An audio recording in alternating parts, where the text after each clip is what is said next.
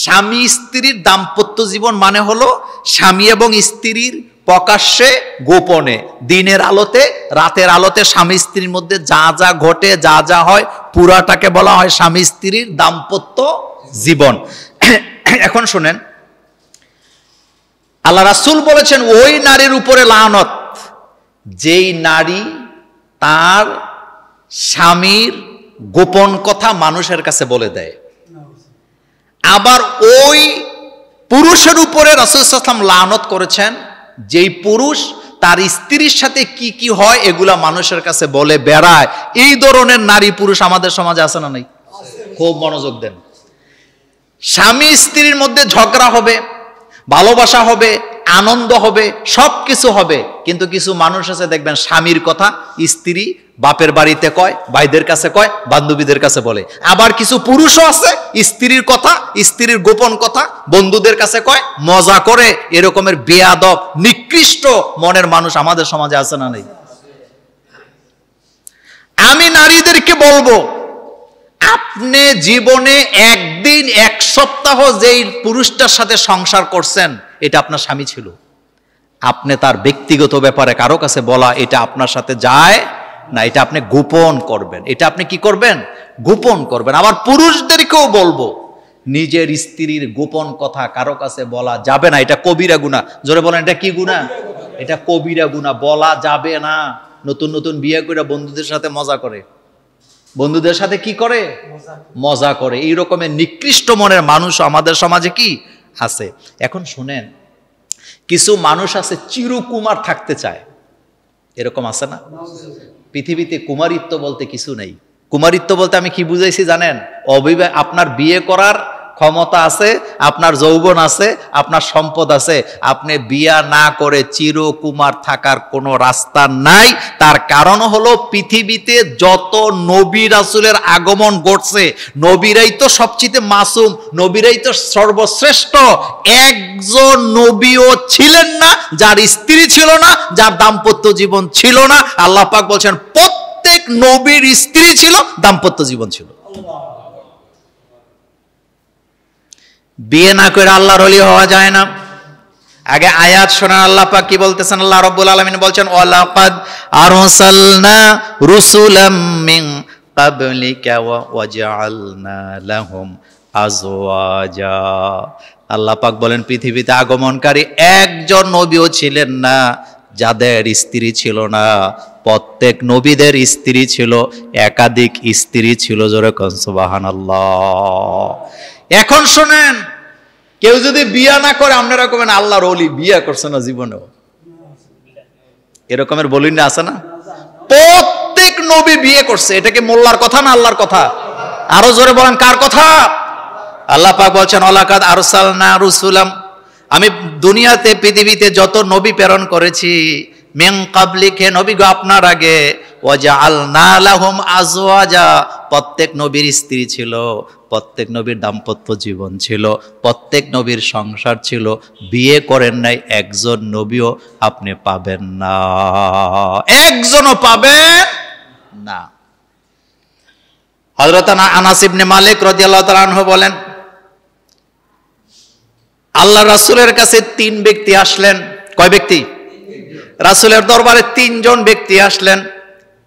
জাআ সালাসাতু রাহতিন ইলা বুয়ুতিন, আল্লাহ রাসূলের কাছে এসে বলেন, ইয়া রাসূলুল্লাহ সাল্লাল্লাহু আলাইহি ওয়াসাল্লাম, আমি ইবাদত করব, এমন ইবাদত আমি করব, আমি সারা মাস রোজা রাখবো, সারা বছর রোজা রাখবো, রোজা আমি ভাঙবো না। আমলের কথা বলতেছি, সারা বছর আমি রোজা রাখবো, রোজা ভাঙবই না। আরেকজন বলতেছে, ইয়া রাসূলুল্লাহ সাল্লাল্লাহু আলাইহি ওয়াসাল্লাম, আমি ঘুমাবো না, সারা রাত আমি নামাজ ইবাদত করব, নফল নামাজ পড়ব, রাতের বেলা ঘুমাবো না। 3 নম্বর ব্যক্তি বলতেছে, ইয়া রাসূলুল্লাহ সাল্লাল্লাহু আলাইহি ওয়াসাল্লাম, আমি দিনের বেলা রোজা রাখবো, রাতের বেলা নফল ইবাদত করব, সংসার করব না।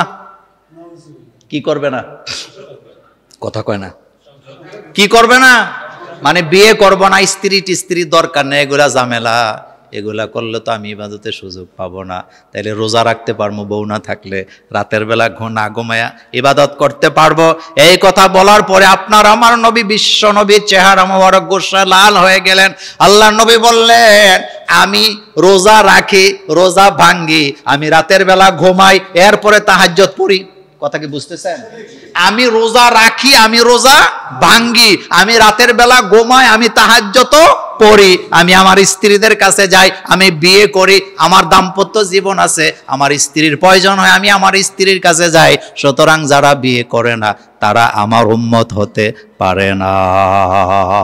কি বুঝলেন? কি বুঝলেন? হালকাভাবে নিয়েন না, হালকাভাবে নেওয়ার কোনো সুযোগ। কিন্তু আমাদের দেশে অনেক নেতারা আমি চিরকুমার, কেউ কেউ আবার চিরকুমার সমিতির সভাপতি আছিল, বিয়ে করার 5 বছরের মাথায় 3 বাচ্চা, এরকমের ঘটনাও আছে। কথা বুঝে নেন, কোন নবী চিরকুমার ছিলেন না। চিরকুমার সমিতিও নাকি আছে, ফাজলামি করার জায়গা পাও না। রাসূল বলতেছেন, বিশ্ব নবী যার জীবনে কোনো পাপ নাই, গুনাহ নাই, কালিমা নাই, তিনি বলতেছেন আমি রোজা রাখি, আমি রোজা ভাঙ্গি, আমি ঘুমাই, আমি নফল ইবাদত করি, আমি তাহাজ্জুদ পড়ি, আমি আমার স্ত্রীদের কাছে যাই, আমি আমার স্ত্রীদের কাছে। ইমামে আযম আবু হানিফা রাহিমাহুল্লাহর ব্যাপারে একটা কথা, এটা অতিরঞ্জিত। তারা কি বললেন? তিনি একজন ইমামে আযম আবু হানিফা রাহিমাহুল্লাহ, তিনি এমন এক ব্যক্তি যিনি ছিলেন ইসলামের ব্যাপারে খুবই সতর্ক, খুবই সতর্কবান একজন ব্যক্তি ছিলেন। তিনি ইসলামের বিষয়গুলোকে সূক্ষ্মভাবে চিন্তা করে করে আমল করতেন, ফতুয়া দিতেন, সমাধা দিতেন। আশ্চর্য হই যখন কেউ বলে যে 39-40 বছর এশার কি বলে উজু দিয়া ফজরের নামাজ পড়ছে। আচ্ছা, আপনাকে জিজ্ঞেস করি, ইমামে আজম আবু হানিফা তিনি কি এই ব্যাপারে এতটাই বেখেয়ালি ছিলেন যে তার স্ত্রীর হক তিনি আদায় করে নাই? আস্তাগফিরুল্লাহ, নাউযুবিল্লাহ। আপনি কি তাকে আসামি বানিয়ে দিচ্ছেন? এত আবেগ, বলেন এত আবেগ। আচ্ছা, আপনি বলেন 40 বছর যদি উনি এশার উজু দিয়ে ফজরের নামাজে জামাত পড়েন, তাহলে এই 40 বছরে উনি কি একদিনও স্ত্রীর হক আদায় করা ওনার ব্রেনে আসে নাই? যারা বিয়ে করছেন তারা বুঝবেন। আপনাদেরকে ইশারা দেয়, 1 সপ্তাহ যদি কাছাকাছি না যান, বউ ইশারা দেয় কি দেয় না? এটা কি লজ্জার ব্যাপার? কথা বলেন না কেন? দেয় কি না? দেয়, আকারে ইঙ্গিতে বুঝায়। আর উনি 40 বছর হতে পারে না, এটা অবিশ্বাস্য কথা।